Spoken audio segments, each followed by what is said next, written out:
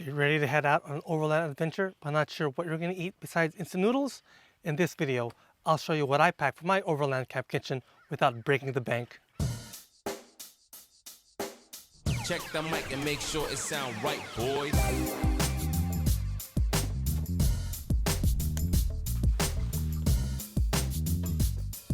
Hey, it's Rex from Hell Adventures, and if you're like me, I love to eat when I'm out in the backcountry. Yes, I do love going out into the wilderness to be out in nature, get some fresh air, and soak in some killer views. But none of that matters if I'm eating ass food. If you're scrolling through social media for overlanding, it can get intimidating when you see built-up rigs with drawer systems, slide-out fridges, or off-road trailers that have their own kitchen sink. Sorry folks, I have none of those things, but I'll show you how I do it with my favorite tips to help you with your loadout. When you're overlanding, it's rare to find primitive campsites with a picnic table, so having Counterspace is key.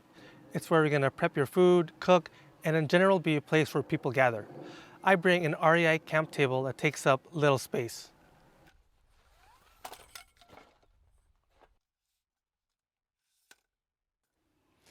The legs expand easily. It comes with two poles that locks the legs in place, and a tabletop unfolds and attaches to the poles. By the way, Coleman now makes an identical camp table at a more affordable price.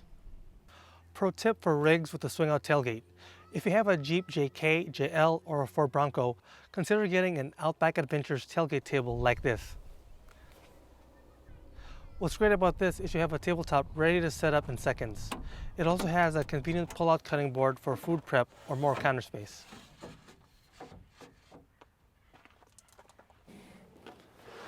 So despite what you see in social media, you don't need a fridge to be an overlander. Don't get me wrong, it's nice to have one, but it's not a necessity. A basic cooler keeps food cold overnight, so I bring along a 4 to 5 quart cooler made by Arctic. Its roto-molded design and insulation keeps my food and drinks cold for up to 4 days. If you open this up, you can tell right away how well built it is. The insulated sides are 3 inches thick, there are rubber gaskets on the lid, and the T-latches help keep the lid nice and tight to keep my ice colder longer. You can also buy optional accessories like a basket to keep certain food items from getting wet, and a divider to keep your food organized. When it's time to fire up the stove, I bring a 2-burner from Coleman. With the lid closed, the shape makes it easy to pack and stow in my cargo area, and it comes with a handle at the bottom for easy loading and unloading.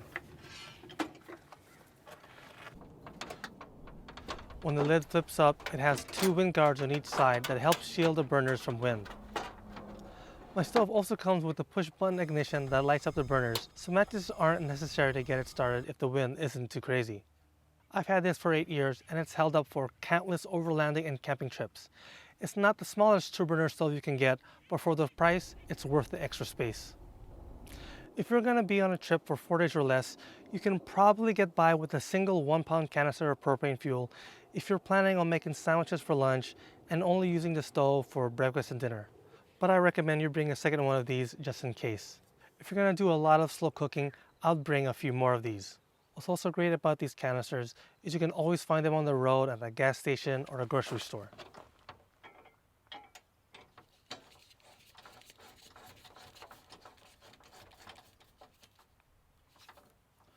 What works great for me when I'm cooking at a dispersed campsite is being organized. It's easy to bring hella unnecessary items or lose a bottle opener at the worst time. A solution that works for me is having a bin. It keeps my camp kitchen gear organized and in one place. I don't have to look for a frying pan in the cargo area and rummaging under the car seat to find cooking oil. For my wife and I, plus 2 kids, this 19-gallon stackable bin works perfectly for us. But for your needs, you may need to go a little bigger. Besides a camp table, stove, and cooler, everything else fits inside here. My philosophy is, if you can't fit it in here, I probably won't need it. I used to pack a backpacking frying pan that had a foldable handle, a cast iron skillet, and a big stock pot. The problem I had with my initial setup was that it took too much space and it was always difficult to pack. Some rigs will have more space than others, but the fact of the matter is, space is going to be finite for everyone. So you need to think about what are your necessities And what are your nice to have items if you have space? I upgraded to the Stanley Camp Pro Cook Set, which completely replaces my frying pan, cast iron skillet, and my stock pot. This thing is awesome, and it's satisfying to see how everything in here nests perfectly in place. The whole set is self-contained inside the stock pot. I'll use this when I'm making a pasta dinner for my family. The lid also has vents built in, so I can use the included trivets as a pot holder and drain the pot easily. Inside is a foldable cutting board, and just below that is a frying pan that I'll use to make bacon and eggs for breakfast or pan fry meat and veggies for dinner. It also comes with a foldable handle just like my old frying pan, but I love how this nests perfectly. Below that is a saucepan that I'll use to make smaller items like boxed mac and cheese for my daughter. And inside are two trivets that I use to place a hot pan on or use as a pot holder when I need to quickly drain it. Also included is a two-piece spoon and spatula. They're very sturdy, but I usually don't use these. There's absolutely nothing wrong with them, but I use something else, which I'll get to next. I bring along a cooking and utensil set by GSI Outdoors. They have a couple of cooking sets, but what I use is called their destination set. It comes in this handy case that keeps everything organized and tidy. Inside are 4 sets of utensils, which works perfectly for us. 2 condiment containers, a folding spatula and spoon, a whisk, a cheese grater, and a small salt and pepper shaker. In the back is also a small utility knife that's handy whenever I need it. What I like about this case is I can also fit a few small containers of spices if needed. Today I packed Montreal steak seasoning. When I need to slice veggies or meat at camp, I also bring this knife set by GSI. What's great about this is that the knives in this set all have sheaths and come nicely packed in a case, because being organized helps with knowing where everything is. I don't have to worry about reaching into my bin and worrying about getting accidentally poked. Also included is a small cutting board, dish towel, and a small soap dispenser. The GSI cook set and knife set comes with small cutting boards, but for me, it's not very useful when I'm cooking larger meals.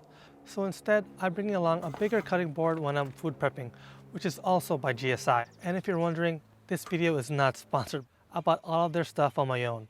I just really like their products and how it keeps my camp kitchen organized. What's great about this is I have a larger surface to work on, and it's thin enough where I can stuff it on the side of the bin without taking too much space at all. And if I do need more cutting boards, it's nice to have options, and I can always use the smaller ones if I have to.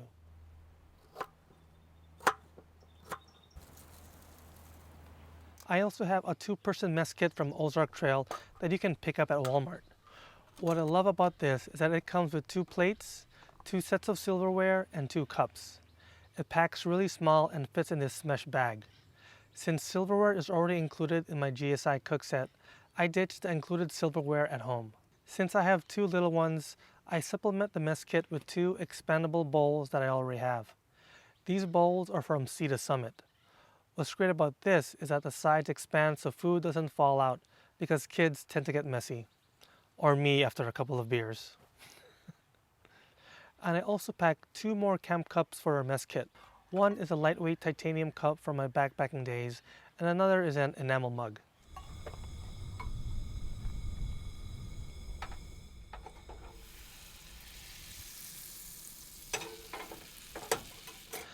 In the morning, my day doesn't really start without having coffee. I used to pack this coffee percolator, but I'm usually the only one at camp drinking coffee when it's just my family, so it didn't make sense to bring this along. I don't need to brew 6 cups of coffee every morning or else I'll get too wired, but no judgment if you drink that much. And it doesn't help that it takes up a lot of space in my kitchen bin, so instead, I pack a foldable drip coffee set from Snow Peak. It hardly takes up any space. When folded out, I place this on top of my camp mug, drop in a coffee filter, and I'm ready to start brewing.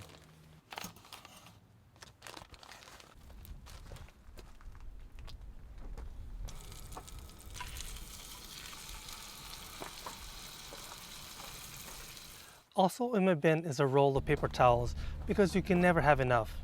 And what I have inside my roll are 2 telescoping forks that we use to make s'mores, since it's a sure way to make everyone happy at a campfire. I also pack a wine bottle opener when we're in the mood for a glass of wine or beer. Next up are storage bags. I have a couple of gallon, quart, and sandwich-sized storage bags. It's also helpful for tidying up your camp. I'll pack a sandwich bag full of ground coffee together with my drip coffee set and filters in a quart-sized bag. I'll also use storage bags to keep my sponge from getting the rest of the bin wet. There are a number of uses for storage bags, so have them within reach. If there aren't any fire restrictions and you can have a campfire, I also bring along fire starter and matches. And matches are always handy in an emergency or if I'm having trouble getting the stove fired up on a windy day.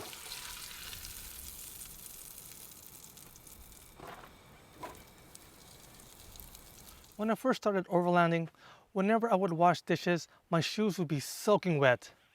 So now I use a collapsible camp sink and actually conserve water usage this way since I can fill this up with soap and water to pre-soak our dirty dishes. I also use biodegradable soap like Camp Suds. It's super concentrated, so you don't need a whole lot to do dishes or clean up after yourself. Also in my bin is my sponge that I mentioned earlier. Remember when washing dishes, it's best practice to stay at least 200 feet away from a water source like a lake or stream so we don't contaminate it with our dirty dishwater. Speaking of water, I used to use a water cube that came with a built-in spout, but it would roll around if the surface I placed it on wasn't completely level. And one of the spouts eventually got stuck because of dirt and sand, and it became difficult to open and close. But I haven't had a problem with my current setup. I now use a Scepter water cannon spout that I place on my camp table as my faucet. The spout is super useful when I need a steady stream of water, and I can easily shut it off with one hand if I don't. And I can move the spout around without having to move the entire water can. If you do get a Scepter water can or similar NATO style container, do get a water can wrench. It helps get the lid really tight so it won't leak if you end up leaving it on the side like I do. Trying to tighten it by hand is going to be a headache. It also comes with a way to tighten the smaller air vent and cap if you need to. What's also great about my water can is it's way easier to clean out and dry because the opening at the top is large enough to stick my hand in with a sponge and to air dry it out. And lastly, I carry a couple of garbage bags, which you can never have enough on the trail. If you see trash out in the wild, go ahead and pack it out because Mother Nature will thank you. I don't like hanging my trash bags on a tree or anything like that where it can fly around or critters can get to it. If you have a spare tire mounted on the rear of your vehicle, I suggest getting a spare tire storage bag like this. This is where I keep my trash bags handy when I'm cooking or when I'm cleaning up.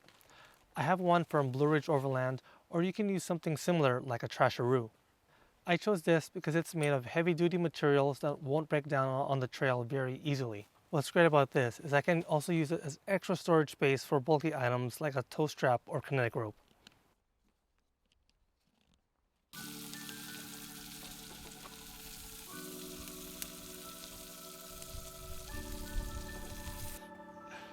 Whether you're a newbie, weekend warrior, or a seasoned camper, I hope you got a few useful ideas along the way. What's great about this loadout is it's not just useful for off-the-grid trips. I've had a ton of uses cooking at a typical busy campground, making sandwiches in between long road trips, or even tailgating at football games. And since most of our cooking items are packed in a bin, you can easily move it to another vehicle if necessary. You're not limited to your own adventure rig. If you find this video useful, click the like button and subscribe to follow us for more recent updates. And if you want to learn more about getting started overlanding, check out these videos here and here. See you next time.